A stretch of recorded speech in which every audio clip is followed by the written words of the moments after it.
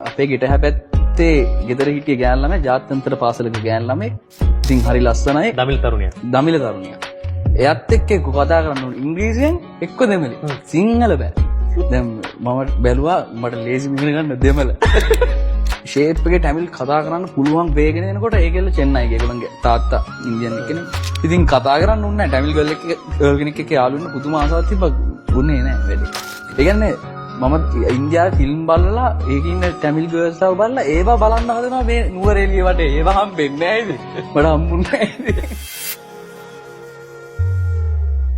வசீகரா என் நெஞ்சினிக்க உன் பொன்மடியே தூங்கினார் போதுமதே கணம் என் கண்ணுறங்க உன் ஜென்மங்கள் ஏக்கங்கள் நீரும் நான் நேசிப்பதும் சுவாசிப்பதும்